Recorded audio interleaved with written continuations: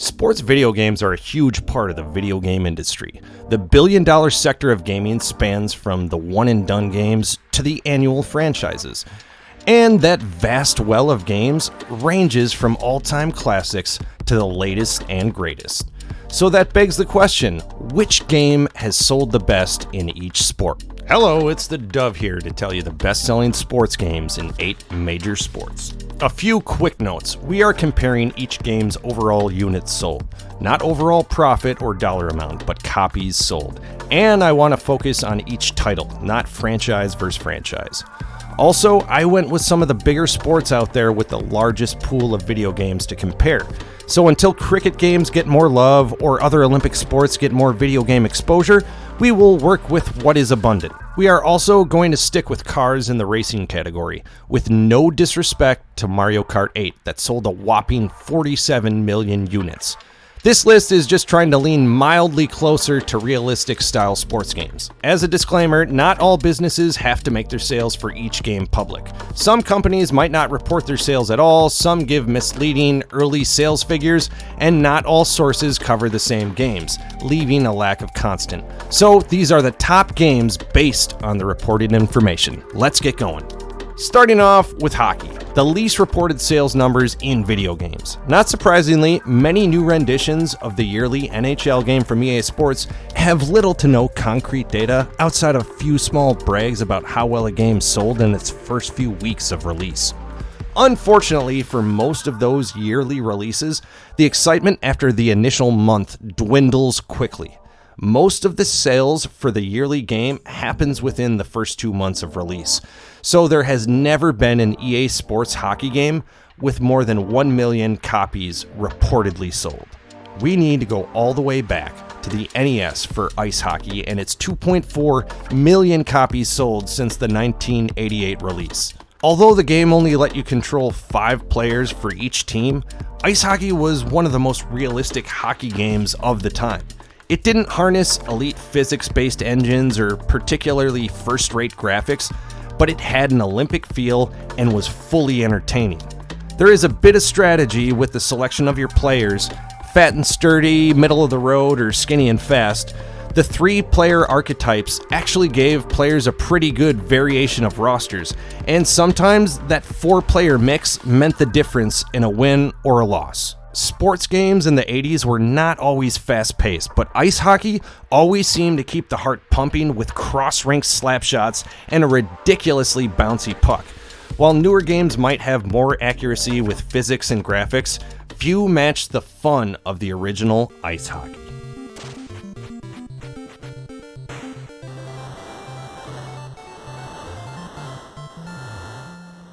This next category is one of the very reasons I love sports video games. I'm of course talking about video game boxing. Mike Tyson's Punch-Out leads all boxing games with a reported 3 million copies sold. There have been many attempts at taking the crown, but Kid Dynamite's NES smash hit has stood the test of time. What's left to say about Mike Tyson's Punch-Out other than it was a literal game changer for video games? You can make fun of the game's simplicity, but there is actually a lot there with dodging in both directions and the variety of punches in both placement and power. Just that small repertoire of moves can give you a wide array of strategies to defeat your opponents. And that's honestly why fans love this game. Yes, the game had one of the biggest sports figures sponsoring it, and that didn't hurt the popularity, but with all the game's mechanics and a vast roster of characters, this game has become an all-time video game classic. I'm absolutely no boxing historian, but Mike Tyson was one of the most entertaining boxers in history. And in the game, he is nothing short of that legend. The game was a cultural phenomenon, and it was the boxing choice on the NES console. There have been numerous boxing games since the dawn of video games, most notably the EA Sports Fight Night series. But they could never sustain themselves quite as long as the true classic, Mike Tyson's Punch-Out.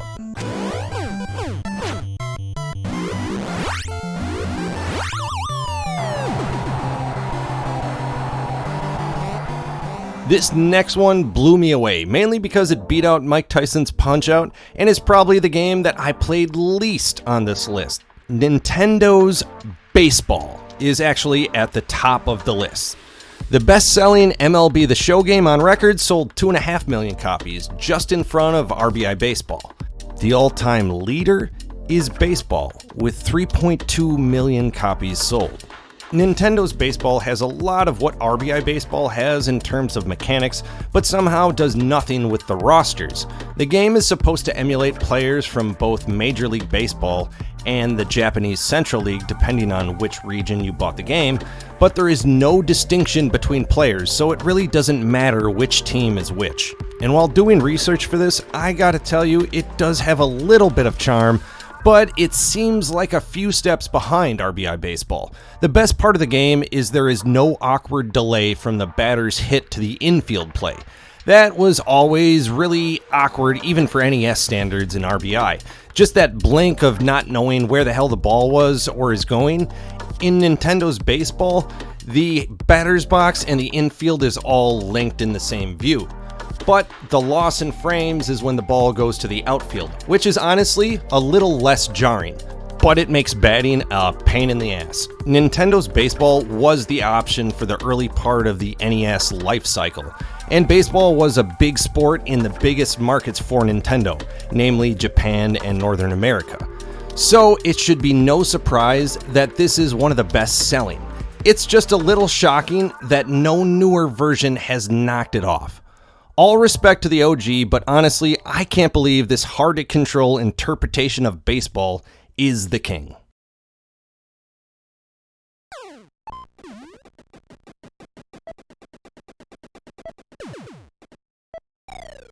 Incredibly, Nintendo's Golf leads the way for games on the links, despite the Tiger Woods and Hot Shots Golf series leading the industry for 2 decades. And let's not forget PGA Tour 2K21 sold over 3 million copies, but the OG NES Golf sold 4 million copies in its lifespan. Nintendo's Golf was one of the first golf video games, if you couldn't tell from its original sounding name. But despite the lack of originality in the name, a few features from this game stood the test of time and are still used in today's golfing games. Of course, we are talking about the power meter. The power meter is used to simulate the rhythmic swinging in the sport. For the game, the power meter will alter the strength of your shot and whether you slice or pull your shot depending on your timing. Sound familiar? Golf on NES set the trend for future games with its simple controls to a difficult-to-master game. That simple power meter was so revolutionary, it would be the standard in golf games until the advent of the analog thumbstick. Even playing the game now, golf holds up. It is definitely lacking that third-dimensional feel that current games provide, but for not having a dedicated physics engine making near lifelike responses to player input, NES Golf is still a challenging yet fun sports title. The last NES game on this list, so let's see what the latest in technology has in store. Madden 07 is regarded by many as one of the best games in the series. For those of us who remember those days, Madden 07 finally embraced the right analog stick for both sides of the ball. Previous years, it was used as a hit stick, but when the simple idea of letting the gamer use it on the offense as well, it just blew gamers away. The game sold over 7.7 million copies across the 6th and 7th generation of consoles and PC. Madden was at its peak in gaming notoriety and accuracy as well. Once the game started to be more of a simulation in 2004, EA Sports would run simulations of the upcoming Super Bowl, and Madden 07 would mark the 4th year in a row the game predicted the correct winner. It could have been pure luck, lack of rating accuracy, or just numbers naturally leveling out, but after that, Madden went on an 8-9 run picking Super Bowl winners. Regardless, Madden 07 may have been one of the last big innovators in the franchise in the last 2 decades. The added feature with the analog stick being able to block for your teammate and the overall customization was what gamers wanted. It felt like EA Sports was making games for their audience to enjoy at that point in time, instead of the current making titles to please their investors. Still, Madden 07 gave the fans what they wanted with full control of their rosters, more player editing, an in-depth franchise mode that let players relocate teams where and how they wanted, and a solid game between the lines with sharper controls than previous titles. Hopefully, someday, EA Sports will remember what fans want. He finds his man. The 40, the 30, the 20. Doss is there on the stop. Moving on. As I alluded to earlier, we are sticking to car racing games with all due respect and love going to the smash hit Mario Kart 8. But when it comes to car racing, the all-time bestseller is Gran Turismo 4.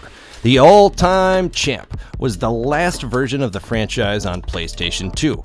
Over its lifespan, Gran Turismo 4 sold over 11.7 million copies. The game had an obscene amount of cars in it, around 500 different playable vehicles.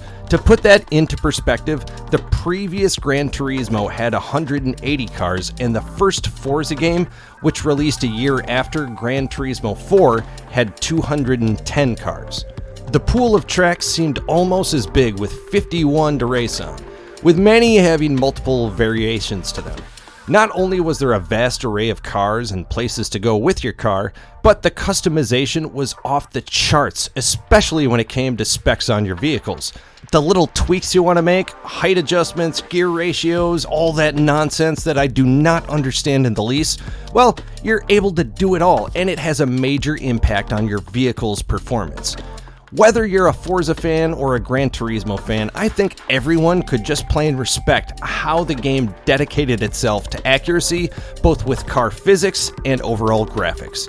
At the end of the day, Gran Turismo 4 leads all racing games with over 11.7 million copies sold. NBA 2K20 has reportedly sold over 14 million units, making it the best-selling basketball game of all time, with a tiny nod going to NBA Jam. Although it doesn't have the units sold, it was a different time in gaming. Arcade numbers mattered, and the NBA Jam arcade machine was nearly everywhere in the early 90s. NBA Jam made over $2 billion overall, but was 8 million copies short of the 14 million units sold by NBA 2K20. I can say firsthand that feature-wise, NBA 2K20 wasn't light years ahead of its previous installments, but the game's annual release had been gaining traction and momentum with NBA 2K's online community, and a vast array of different online and offline modes each year you could play. And for all the well-deserved criticism the franchise has gained for its inclusion of microtransactions, the series also does a good job of bringing gamers together. Start your own team with player cards you randomly draw or purchase, and go up against rivals online. Or start your very own career and then test your player's build in an online pickup game. The game was definitely hitting its stride in popularity, but the fact that this game came out during the beginning of the COVID pandemic and was a substitute for the delayed NBA season could be the reason it is the best-selling basketball video game of all time. The online features mentioned before were vital for some people to connect and keep their love of basketball alive. Whether you play on or offline, the actual gameplay always feels smooth and natural. Some years the shot meter doesn't always work like you want, but 2K usually allows players to adjust that setting to something more palatable. 2K20 had the classic style controls that old-timers like myself enjoy, and once you fully grasp direct pass, the game's pace can really pick up. The NBA 2K franchise is one of the best sellers every season, and NBA 2K20 in particular leads all basketball games with 14 million copies sold. And number 1, FIFA 18. It was one of the all-time best-selling games, period. With over 26 million copies sold in its tenure, FIFA 18 is not just the best-selling football game, it is one of the top 50 best-selling video games all time. There are many reasons that this game was the most successful in sports history. Timing-wise, it was synced up with the 2018 FIFA World Cup in Russia.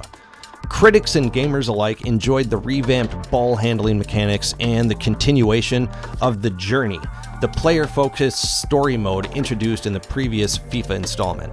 The game sold across PlayStation 3 and 4, Xbox One and 360, Switch and PC, and being in that sweet spot of all the multiple consoles spanning across many economic and interest levels. The older consoles received a quote legacy version, which was a stripped down version on a different engine, but they were still able to get the latest teams and rosters. The global success of football is one of the biggest reasons FIFA and now FC are always contenders for top sales numbers.